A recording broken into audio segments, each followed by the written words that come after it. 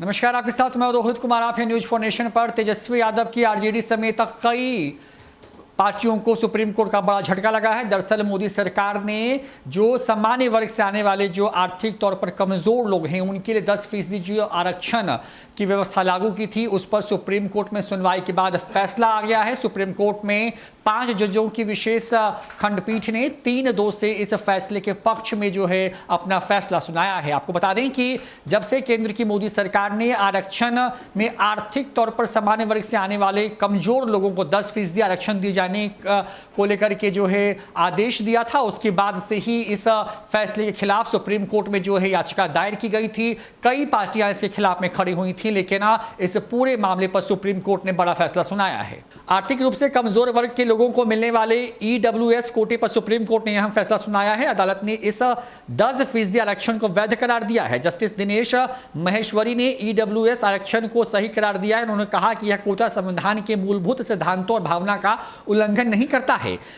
महेश्वरी के अलावा जस्टिस बेला एम त्रिवेदी ने ईडब्ल्यूएस कोटे के पक्ष में अपनी राय दी। इसके अलावा जस्टिस जेपी पारदीवाल ने भी गरीबों को मिलने वाले 10% आरक्षण को सही करार दिया है।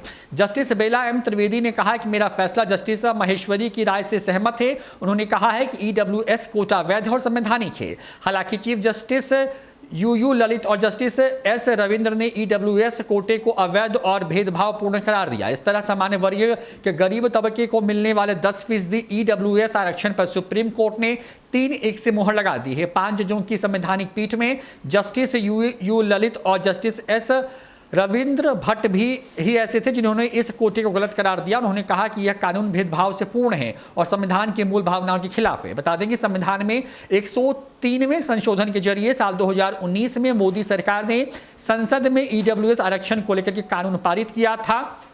इस फैसले को लेकर के कई याचिकाओं के जरिए सुप्रीम कोर्ट में इस फैसले को चुनौती दी गई थी, जिस पर लंबी सुनवाई के बाद अदालत का यह आज बड़ा फैसला आया है। ईडब्ल्यूएस कोटे पर वैधता को लेकर के फैसला सुनाते हुए जस्टिस जेबी पारदीवाल ने अहम टिप्पणी की। उन्होंने कहा कि यह भी विचार करने की जरूरत है कि आरक्षण कब तक जरूरी हो।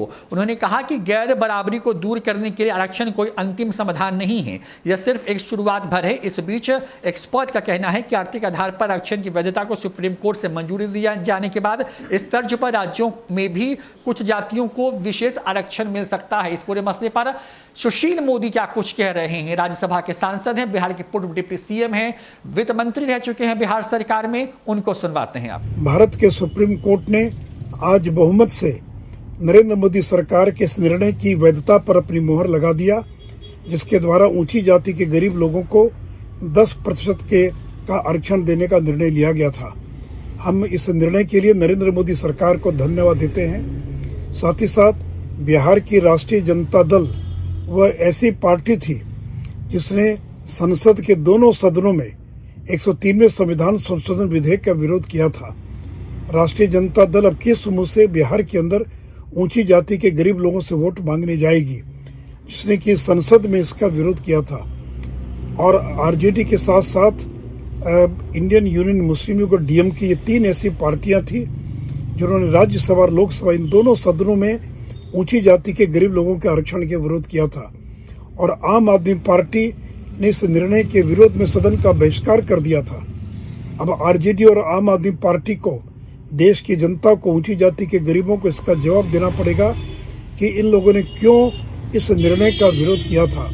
साथ ही साथ मुझे प्रसन्नता है कि सुप्रीम कोर्ट ने साफ कर दिया है कि संसद के इस निर्णय या मोदी सरकार के इस निर्णय के द्वारा संविधान का जो मूलभूत ढांचा है वो कहीं भी प्रभावित नहीं होता है। साथ ही साथ 50% की जो आरक्षण की सीमा थी, उसके अतिरिक्त 10% आरक्षण दिए जाने के पक्ष में सुप्रीम कोर्ट ने अपना निर्णय दिया है। तो आज का दिन बड़ा ऐतिहासिक दिन है, क्योंकि सुप्रीम कोर्ट ने नरेंद्र मोदी सरकार के 10% आरक्षण के निर्णय पर अपनी सहमति की मुहर लगा दी है।